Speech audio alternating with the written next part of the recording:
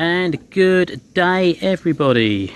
So we are working on the Volkswagen T25 1.9 DG engine. So the original plan was to, I'll tell you what, let's go back to the beginning. Shorty's garage. Shorty garage. Shorty's garage.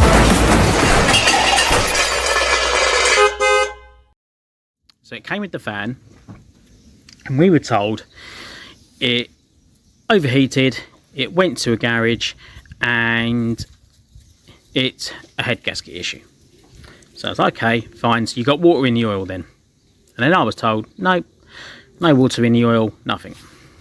So a few, alarm bells was going in my head, and I thought, well, it doesn't really sound like a head gasket issue, if I'm completely honest. And I've gone around the engine, inspected the seals and gaskets, and they all look reasonably, fresh. They're not rock hard. Obviously, I can't tell the ones on the bores, but anyway.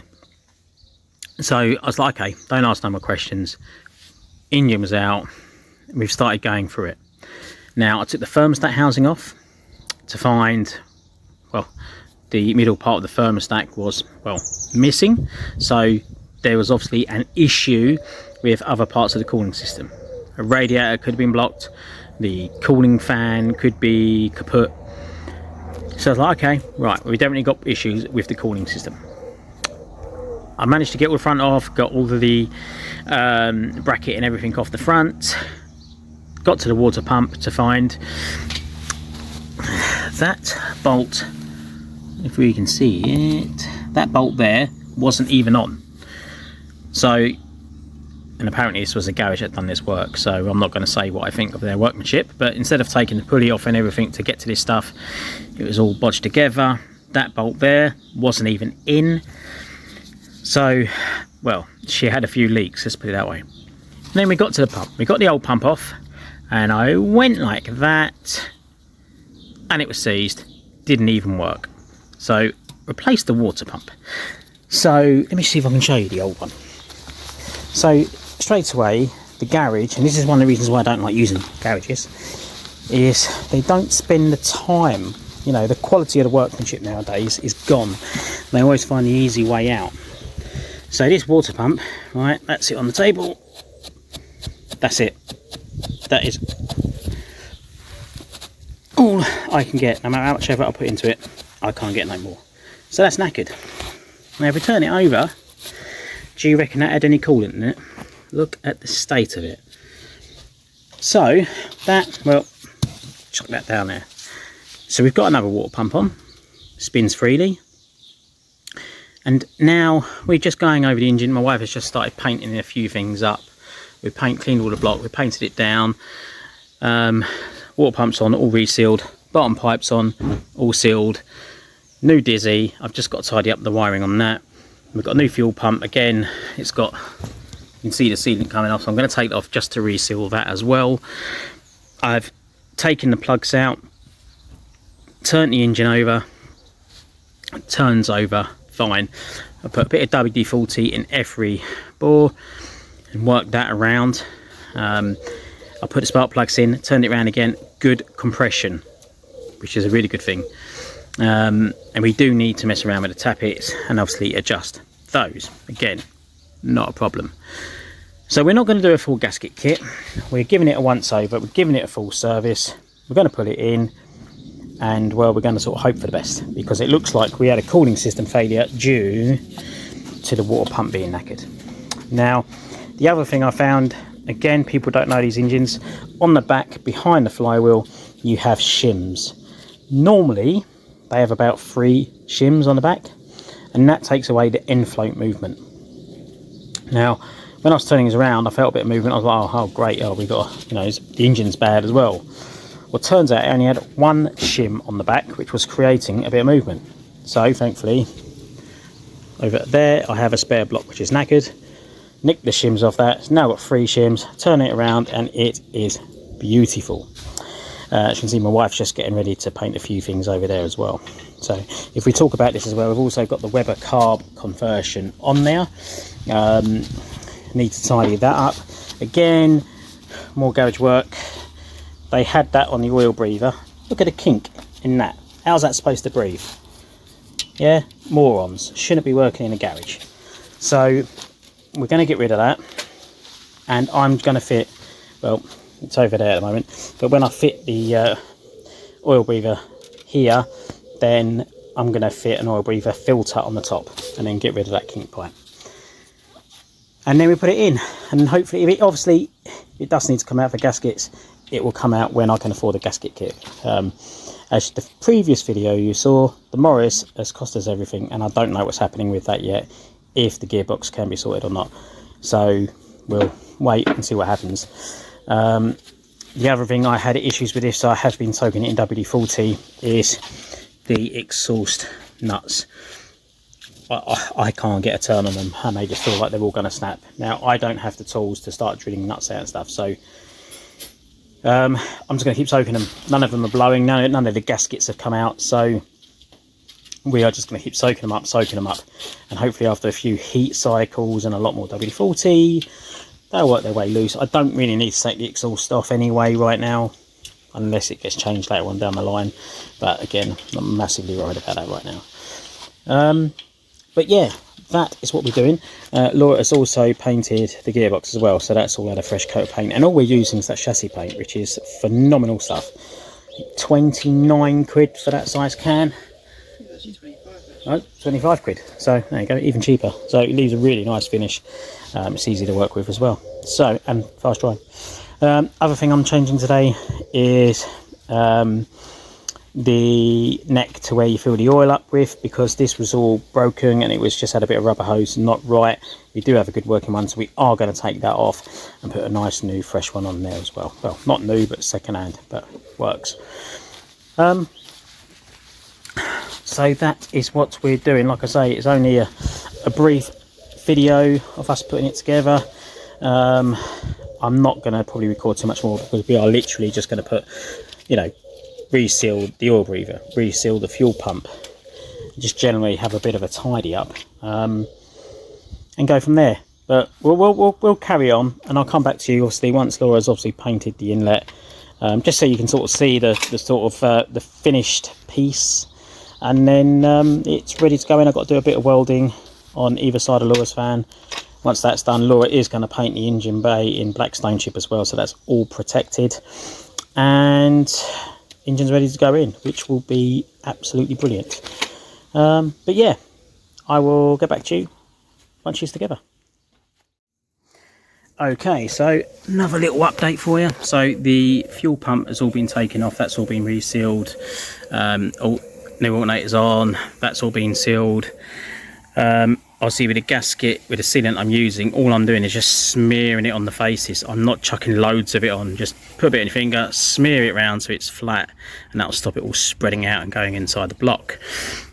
With the fuel pump, that plastic part on these, they're pronounced for snapping. On one of my other engines it's done the same thing.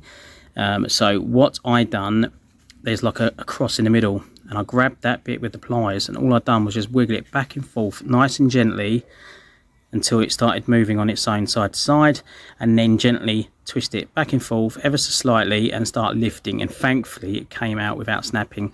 But very, very common, so just be careful and take your time with that. Right, so we're getting there. So right, I just wanted to show you this, because this again is another bodge, why people touch things when they ain't got a clue beyond me. So that is the wiring. It's hard to see with the sunlight, but that's the wiring from the Dizzy. Look at the state of that. Right, all full. This side, we had that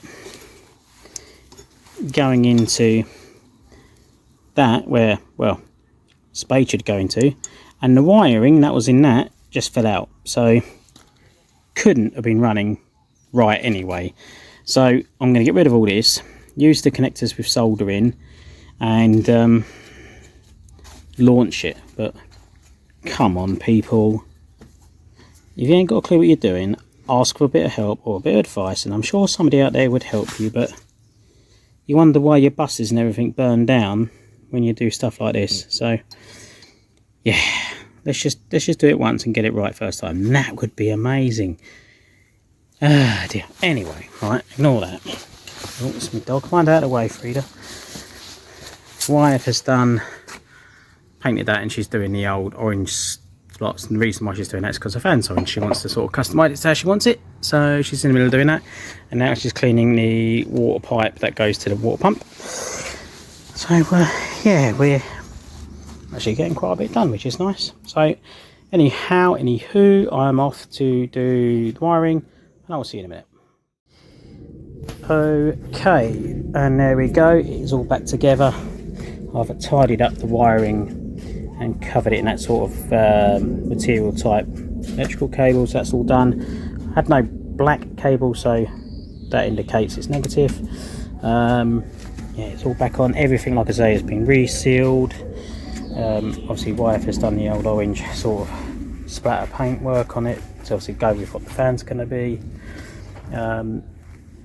It's all on. Just need a new thermostat housing to go there. The carburetor, it's all done. Obviously when I got it, this is how it come, and I don't think any of this is correct, so I need to look at how this is set up and redo the throttle properly, because even that, you know, the bolts underneath, impossible to get to like that. So we're going to have a bit of a play around to adjust all of that to get that correctly. I've blanked off, so the hose for this was come up here, and under there it was all kinked, so that's now blanked off under there. And I can show you, just use the bolt there to blank that off, and then we'll have a nice breather filter there, so it might be able to breathe a bit better, which would be nice. Cool. Yeah, that's about it. Clutch can go on, but I do need to order a clutch alignment tool, so we will get onto that as well. But yeah, we are pretty much ready to bolt this whole thing in. Obviously, you know, oil fillet neck is all on. Yeah, we are good. Been a nice afternoon's of work.